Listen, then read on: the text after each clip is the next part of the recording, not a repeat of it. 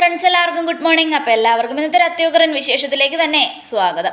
അങ്ങനെ പ്രകാശനാണെങ്കിൽ മേലെ മുഴുവനും സ്പ്രേ അടിച്ചും ഭയങ്കരമായിട്ട് മുഖം മിനിക്കും ഇങ്ങനെ നിൽക്കുവാണ് മൊട്ടത്തലയും കാണിച്ച്. അപ്പോഴേക്കും വിക്രം മൊട്ടത്തല അടിച്ചിട്ടും അച്ഛൻ്റെ മേക്കപ്പിനൊരു കുറവുമില്ലല്ലോ. അത് കേട്ടതും മൊട്ടത്തലയായിട്ടും എൻ്റെ മേക്കപ്പിനൊരു കുറവുമില്ല. അതിൻ്റെ കാരണം എന്താണെന്ന് ഞാൻ നിന്നോട് പറഞ്ഞില്ലേടാ. ഇന്നേ സന്തോഷമുള്ളൊരു ദിവസമാണ്, സന്തോഷം. അതുകൊണ്ട് മുട്ടത്തലയാണെങ്കിലും ഞാൻ മേക്കപ്പ് ചെയ്യും എന്നും പറഞ്ഞുകൊണ്ട് നമ്മുടെ പ്രകാശൻ വീണ്ടും മേക്കപ്പ് ചെയ്യുക. ഈ സമയം അച്ഛാ നമുക്കങ്ങോട്ട് പോകണ്ടേ, എത്രയും പെട്ടെന്ന് തന്നെ. പിന്നെ പോകണ്ടേടാ. എടാ മക്കളെ, ഇന്നത്തെ ദിവസം എനിക്ക് സന്തോഷമുള്ളൊരു ദിവസമാടാ. എന്നാലും കിരണിൻ്റെ അമ്മ അവരൊരു ഒന്നൊന്നര നാടകക്കാർ തന്നെ. എന്തൊരു ഇതായിട്ട് അവർ അഭിനയിച്ച് അവസാനം സ്നേഹിച്ച് വിഷം കൊടുത്ത് കൊന്നു എന്ന് പറഞ്ഞ് കേട്ടിട്ടുണ്ട്. ഇതിപ്പോൾ നേരിട്ട് കാണാൻ പോവുക. എന്തായാലും എനിക്ക് സന്തോഷമായി എന്നൊക്കെ പറഞ്ഞുകൊണ്ട് നിൽക്കുക. ഇനിയിപ്പോൾ അതിനെക്കുറിച്ച് പറഞ്ഞിട്ട് കാര്യമൊന്നുമില്ലല്ലോ. നമ്മുടെ ആദ്യ ശത്രു തീർന്നു, ചന്ദ്രസേനൻ. ഇനി തീരേണ്ടത് കിരൺ, കല്യാണി, അങ്ങനെ ഓരോരുത്തരായിട്ട് തീരണം. പിന്നെയും ഉണ്ട് നമ്മളെ ചതിച്ചവരച്ചാ, അവരെ തീർക്കണ്ടേ. അതും തീർക്കണോടെ മക്കളെ. അതെൻ്റെ മനസ്സിൽ ഇപ്പോഴും ഉണ്ട്. കാർത്തികയും ലക്ഷ്മിയും നമ്മുടെ കൂടെ നിന്ന് നമ്മളെ ചതിച്ച് നാണം കെടുത്തി ഇറക്കി വിട്ട അവരെ ഒരിക്കലും മറക്കാൻ പറ്റില്ല എന്നൊക്കെ പറഞ്ഞുകൊണ്ട് പ്രകാശിനിങ്ങനെ ദേഷ്യം പിടിച്ച് നിൽക്കുക, മീശയും പിരിച്ച്. ഇനിയിപ്പോൾ ആദ്യം ചന്ദ്രസേനൻ്റെ മരണാനന്തര ചടങ്ങിൽ പങ്കെടുക്കാം. അതിനുശേഷം കാർത്തികയൊക്കെ തീർക്കുന്ന കാര്യം നമുക്ക് ചിന്തിക്കാം. അച്ഛൻ വാ, നമുക്ക് ഇറങ്ങാം. ഇനി രാഹുകാലം വല്ല നോക്കണോ? ഒന്ന് പോടാ, മരിച്ചവൻ എന്ത് രാഹുകാലം. നമ്മൾ പോകുന്നത് മരണ വീട്ടിലേക്കാണ്. അവിടുത്തെ കാര്യങ്ങൾ കണ്ട് നമ്മൾ സന്തോഷത്തോടെ മറക്കും. മോൻ വാ. കല്യാണിയും രൂപയും പിന്നെ അവിടെ ഉള്ളവരും പിന്നെ സോണിയും ആൽബിയും ഒക്കെ ചങ്ക് പൊട്ടിക്കരയുന്നത് എനിക്ക് കാണണം. അധികം വൈകാതെ കുറേ താമസിച്ച് വൈകി കിട്ടിയ അച്ഛനാ.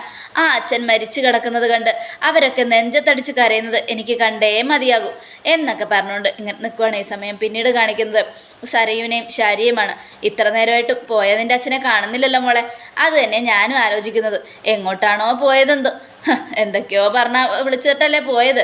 പോട്ടെ, എനിക്കൊരു കുഴപ്പമില്ല. അയാൾ ഇവിടെ ഇല്ലാത്ത അത്രയും നേരം സമാധാനവും സന്തോഷവും ഉണ്ട് എന്നൊക്കെ പറയുകയാണ്. ഈ സമയമാണെങ്കിൽ രാഹുൽ വരിക. രാഹുൽ വന്നതും നമ്മുടെ ശാരിയും സരയും രാഹുലിനെ തുറച്ചു നോക്കുക. അപ്പോൾ സരയും അല്ല എന്തൊക്കെയോ പെങ്ങളുടെ വീട്ടിൽ പോയി കാണിക്കും വിളിക്കും എന്നൊക്കെ പറഞ്ഞിട്ട് ഒന്നും കണ്ടില്ലല്ലോ.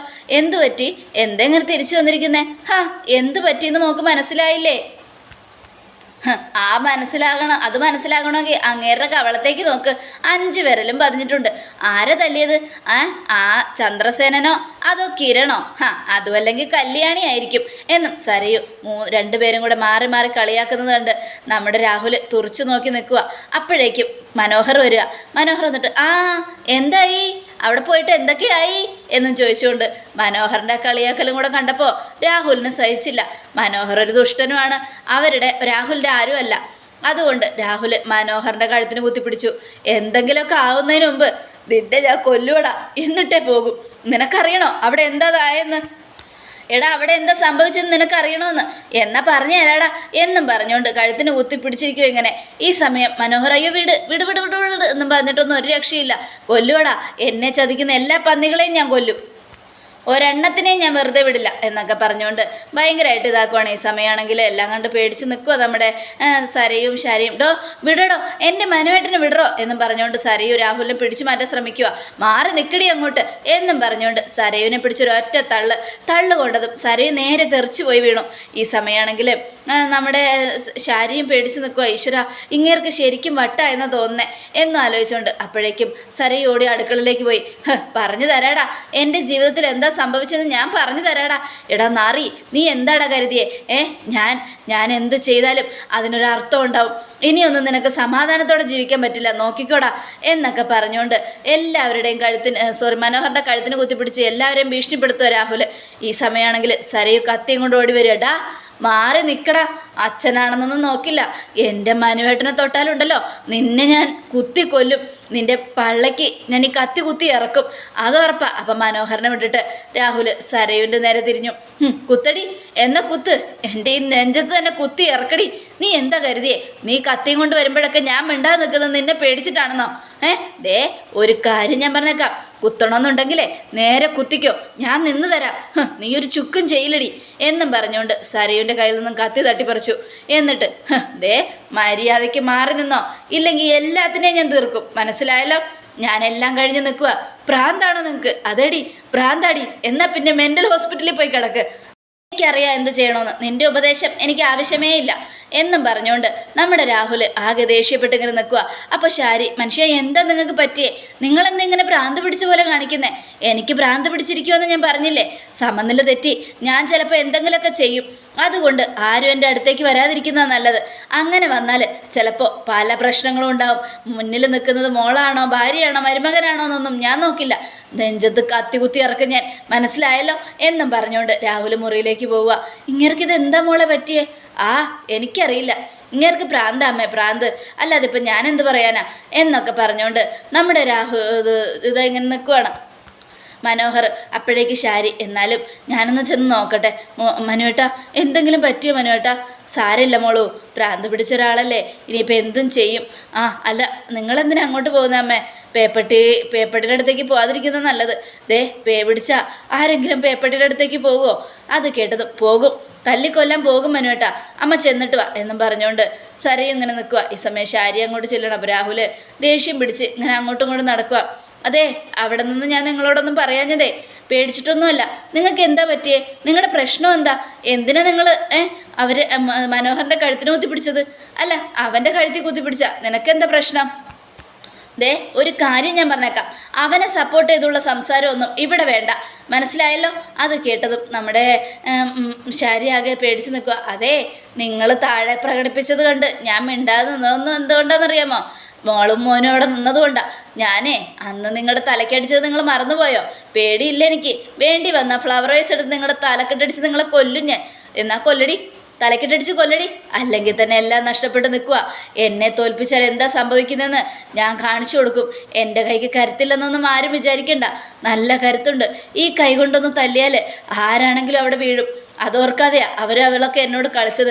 എല്ലാത്തിനും ഞാൻ കൊടുക്കുന്നുണ്ട് പണി, എല്ലാത്തിനും ഞാൻ പണി കൊടുക്കുന്നുണ്ട് എന്നൊക്കെ പറഞ്ഞുകൊണ്ട് നമ്മുടെ രാഹുലാണെങ്കിൽ അങ്ങോട്ടോട് ദേഷ്യം പിടിച്ച് നടക്കുക.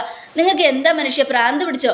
അതേടി എനിക്ക് ഭ്രാന്ത എന്നും പറഞ്ഞുകൊണ്ട് ശാരിയുടെ കവളത്ത് കുത്തിപ്പിടിച്ചുകൊണ്ട് രാഹുൽ ഇങ്ങനെ ദേഷ്യപ്പെടുക. അതുകൊണ്ട് വിടു മനുഷ്യ, എന്നെ വിടാനാ പറഞ്ഞത്. ഇല്ലടി, നിന്നെ വിടില്ലടി, നിന്നെ ഞാൻ വിടില്ല, കൊന്നുകളയും ഞാൻ എന്നും പറഞ്ഞുകൊണ്ട് രാഹുൽ ഭയങ്കരമായിട്ട് കുത്തിപ്പിടിച്ചിട്ട് ശാരി ഒരൊറ്റ തള്ള്.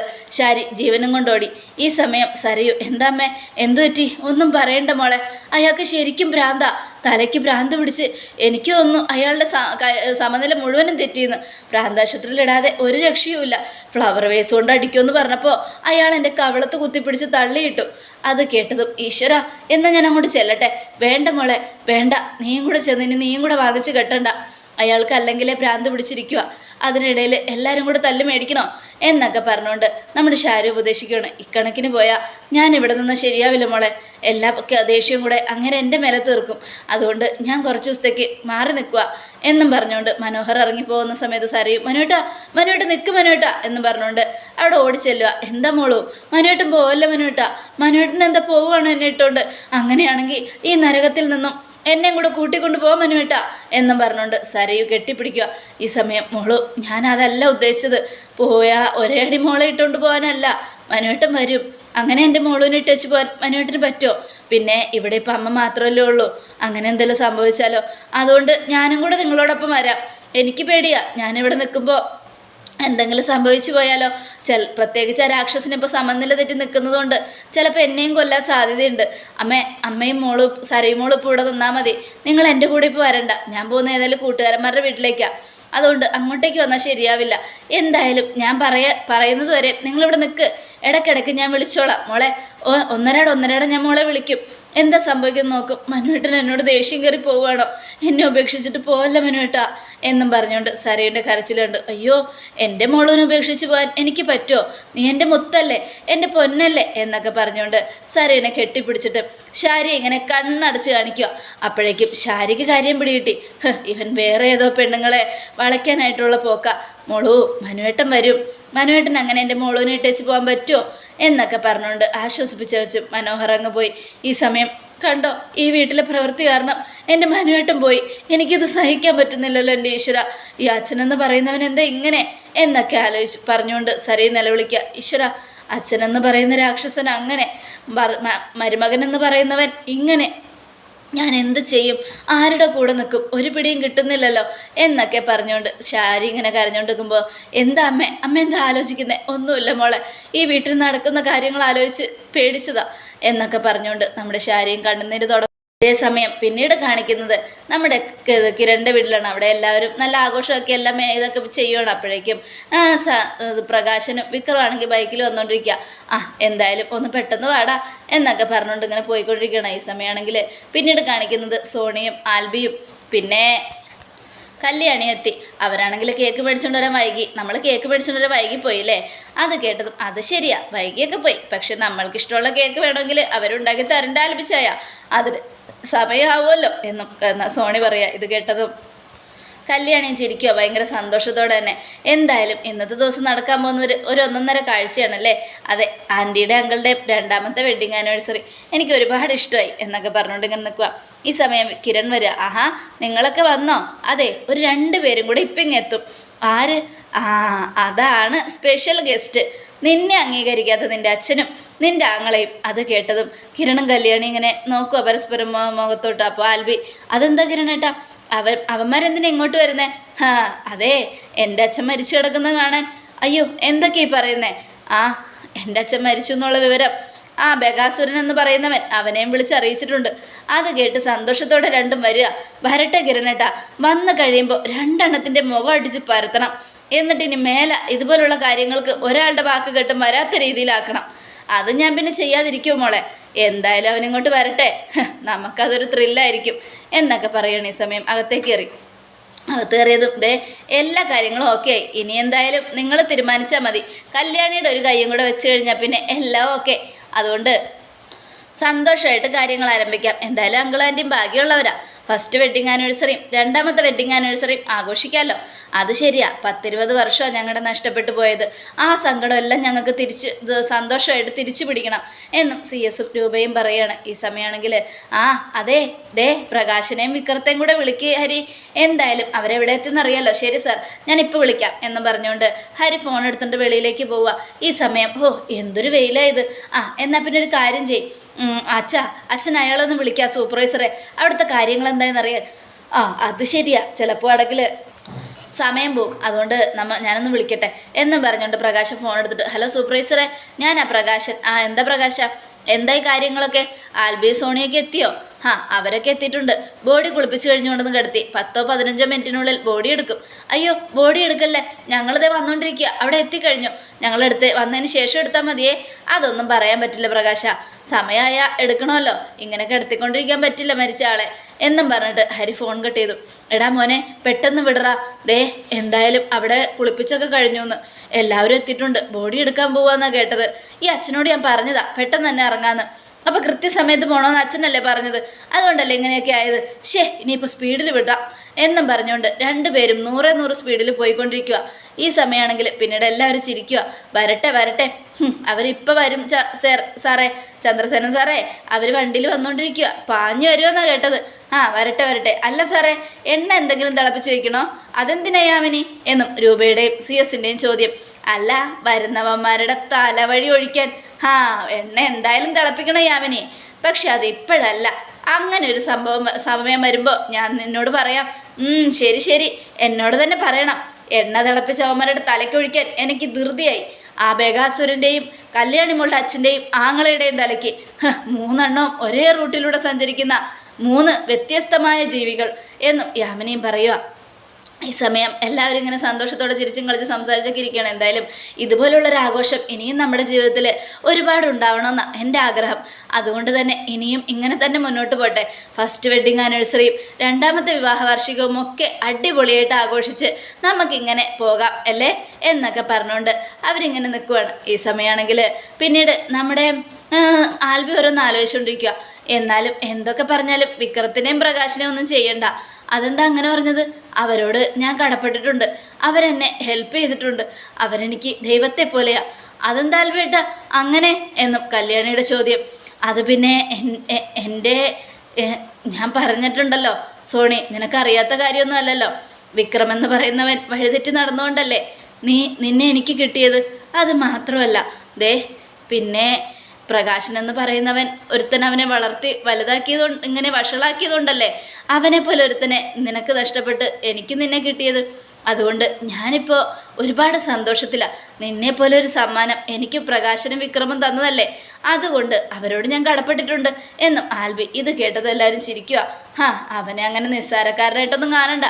ഇവിടെ വന്ന് തോറ്റൊന്ന് മനസ്സിലായ എന്തും ചെയ്യാൻ മടിയില്ലാത്തവന്മാരാ, അതുകൊണ്ട് സൂക്ഷിക്കണം എന്നും ഇതോടുകൂടെ എപ്പിസോഡ് അവസാനിക്കണം.